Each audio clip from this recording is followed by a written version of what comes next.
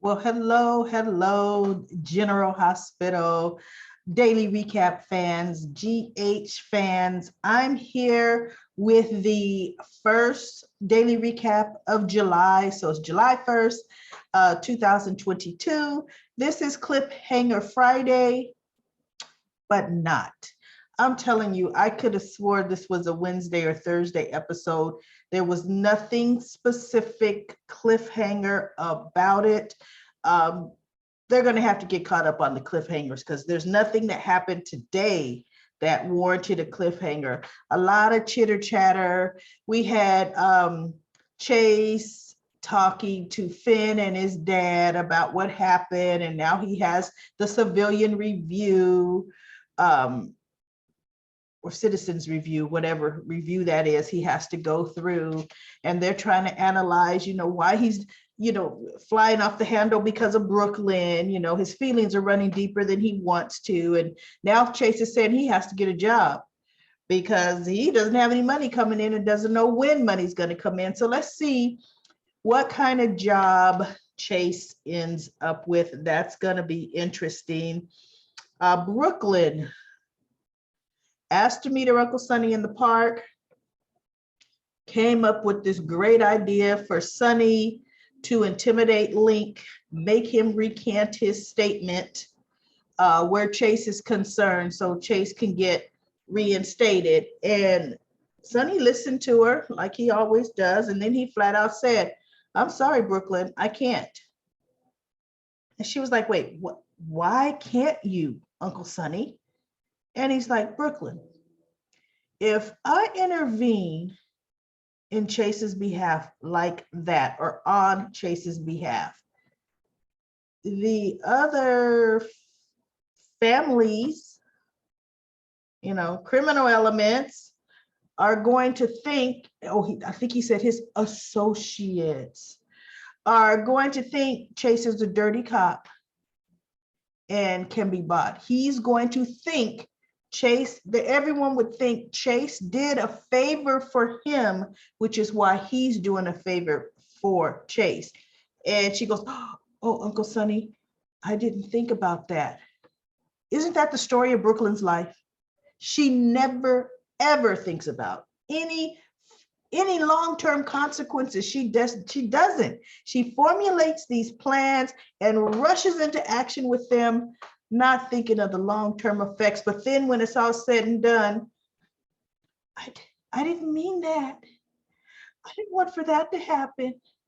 Oh, Brooklyn. She is her own absolute worst enemy. One thing that came out or was talked about, Trina was telling Jocelyn that, Curtis is involved. She didn't necessarily say Marshall was involved, but she said, yeah, Curtis is looking into it. And, because he was a detective and a PI. And so Jocelyn was happy about that. Hopefully they'll get some information. And in my mind, I'm thinking, Trina has been going through this for months. What, 4 months now, 5 months now? Easy. Why did not her cop father or ex-cop father and Curtis spring into action right away? I just don't understand how all of these people that find out the dirt and information on anyone else could not get involved in this young adult scheming plan and bust her out. No one seemed to do anything. I didn't understand that. But now everybody's jumping into action. Well, okay. All right.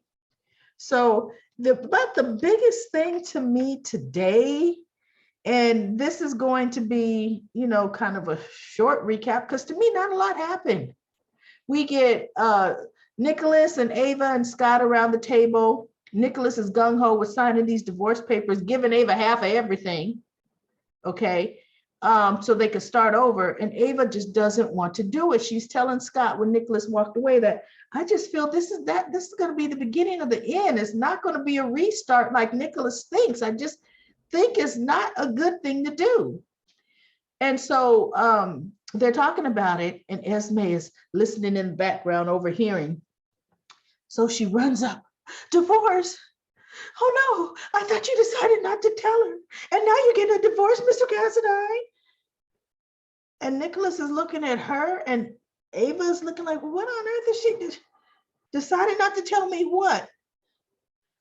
What idiot would blurt something out like that? Let's be real.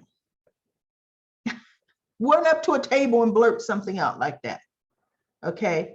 So she goes, Nicholas, what is it you were supposed to tell me? And he's just looking at her like, I don't know what she's talking about. And she goes, Esme, what are you talking about? What is it? Oh, so then Esme makes this lame story about, well, he cares about you so much, and he didn't want this, that, and the other, still not saying what he wasn't supposed to tell her. She never did really say that. So Ava really half even bought what Esme was saying, because she was really preoccupied with not wanting to sign these papers. So Esme then says, can I borrow Mr. Cassadine for a moment, for a quick moment? And she's looking at her like, wait. Ava's like, why? And so she goes, just a quick moment. So Nicholas goes around, around the back of the bushes, on the side with Esme. And she's saying, I need your help.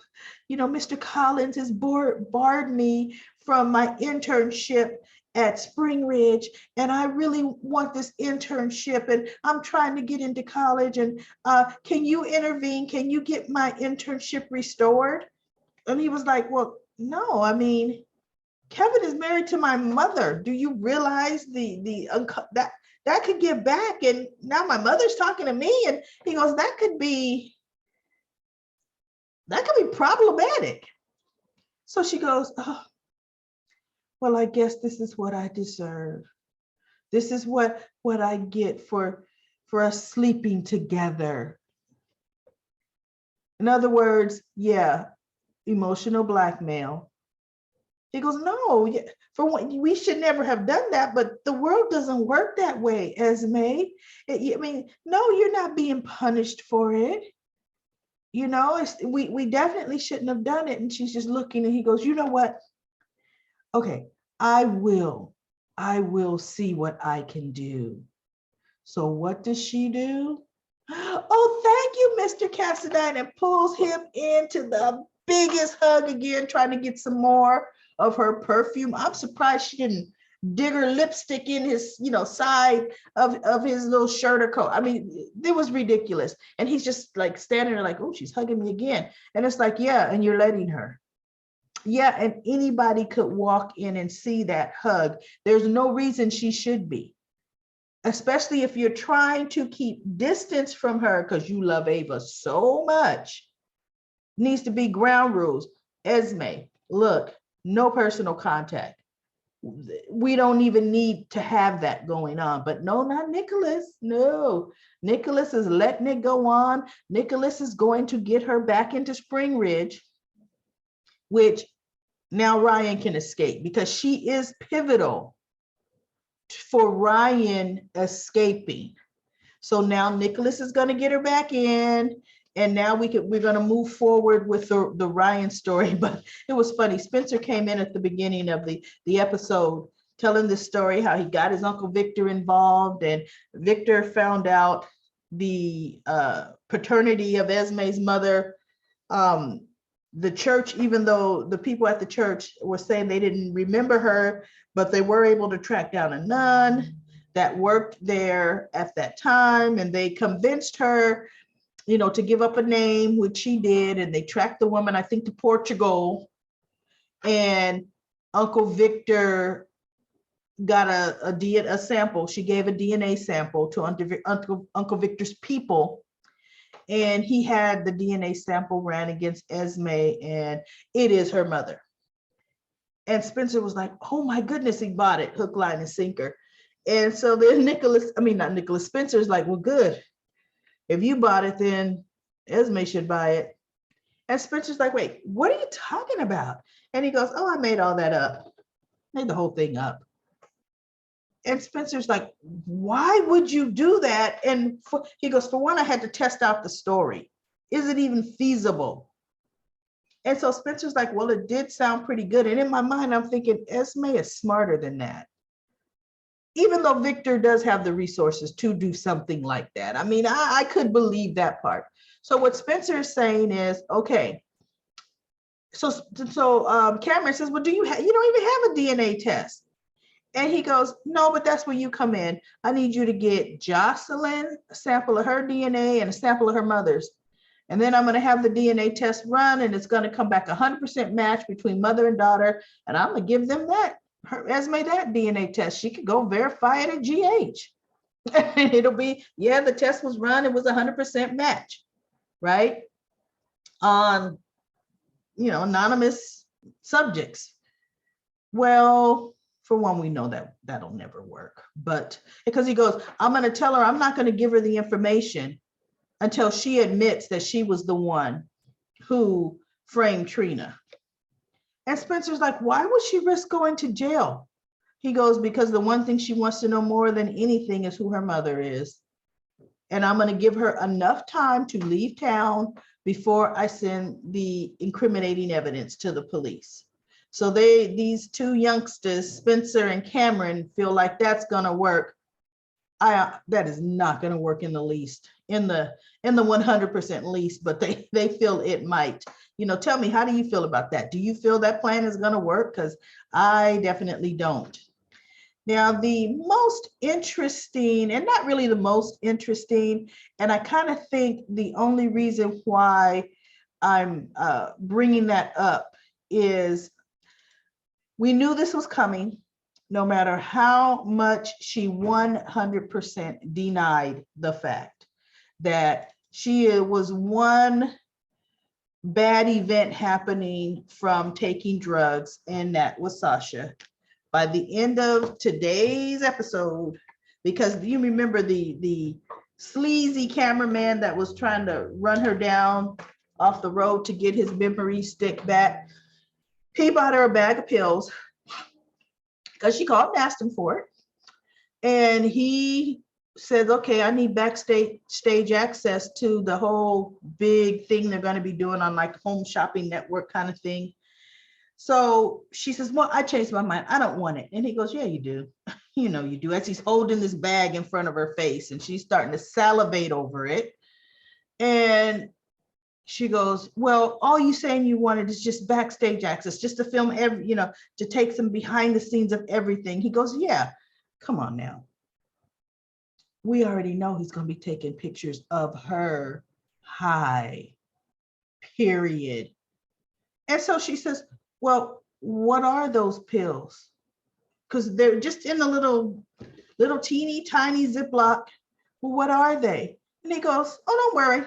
They're prescription, totally safe. Well, prescription for what?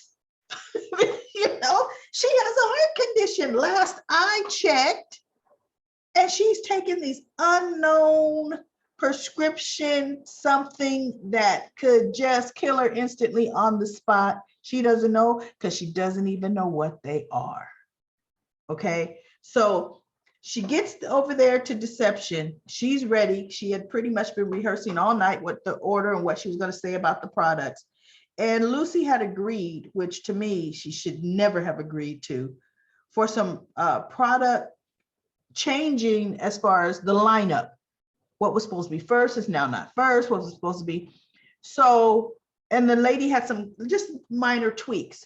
So they hand Sasha a stack of cue cards with all the changes, when she had already had memorized the old order. So that puts her into more stress. And then we got Lucy talking to her in one ear, Maxie talking to her in another, and it's just making her more and more stressed out. And she's trying to remember all this new stuff that she's supposed to do. She was already nervous about doing this whole project to begin with. Why they didn't feel that was going to be too much for her, I don't know. Because you wouldn't want to do that to even the most seasoned person, let alone someone that has never done this before, never been in front of an audience, TV audience like this. So needless to say, they all get ready to go downstairs. And what does Sasha say? Oh, I forgot something in the office. Turns around and she couldn't wait to pull those pills out of her purse, because that was the second time she tried to pull them out of her purse, to take them since she had them. And she definitely took a pill and started, walking out the door, not knowing what she'd taken. These things could raise her heartbeat, could stop her heartbeat, could do anything to her, and she doesn't even know. So I think Monday or Tuesday, depending on how long because Monday's a holiday. So maybe Tuesday, we're going to see some spiraling out of control. We're going to see something is going to go wrong with this, and my whole thing is, where was Gladys when you need her? Where was Gladys? Because she would have been looking and watching and snatching and slapping a pencil out of Sasha's hand and give her the chance, right? So anyway, Sasha was about the most interesting, we knew it was happening, but it finally happened. And, it's on the scene, on air. And now we're going to see just how far down her spiral goes. But it's comment time. I had a few comments I wanted to go ahead and mention. And in mentioning these comments, I tell you, we have a viewer. Oh, I had some, and I kind of missed this one. I meant to say it a day or two ago. A new viewer, her name is Ethel. She's been watching GH all her life. She loves the soap. She loves the recap. And Ethel, thank you so much. And she also reminded me about how the chairman of the board has a lot of power. He does have the power to fire a CEO, although he does have to have full board approval for that. That's why they do have a board for decision making. It's just the chairman of the board has a lot of weight in those decisions. So thank you, Ethel. I am so happy that you've seen our channel, and I would love to hear a lot more comments from you on the rest of these daily recaps, because I love comments. Now, Annette also made some comments, and she was talking about, she actually wished Kiki, I think I may have said this one, was Nina's daughter, which would have been interesting, because if somehow, remember it was Nina, no, Ava, she thought, yeah, it was Ava having an affair with Silas, the doctor that was killed by Nina's mother, who was Kiki's father. Ava was having an affair with him, which is how she got pregnant with Kiki. And then Nina was pregnant, but Nina was definitely pregnant before Ava, or right around the same time, because then the mother was gave Nina the medication for her to have an abortion, but it ended up putting Nina in a coma, overdosing her there, which could have been feasible if Madeline made some kind of deal with Ava to raise Nina's daughter, but that would have been far-fetched, but not too far-fetched for story writing, okay? Because Kiki and Nell would have been right around the same age, okay? But it just didn't work out that way, and the story writing never went that way at all. And let's see, she feels Rory is way out of his league with dealing with Esme. Goodness, doesn't it kind of seem any adult is way out of their league dealing with Esme? Go figure. We're talking about somebody that's just barely 20, if she is 20. So that is my General Hospital recaps for the day. I will be back. I don't know if there's going to be a new episode on Monday, the 4th of July, but if there is, I will be back with another recap. Everyone be safe and have a phenomenal weekend.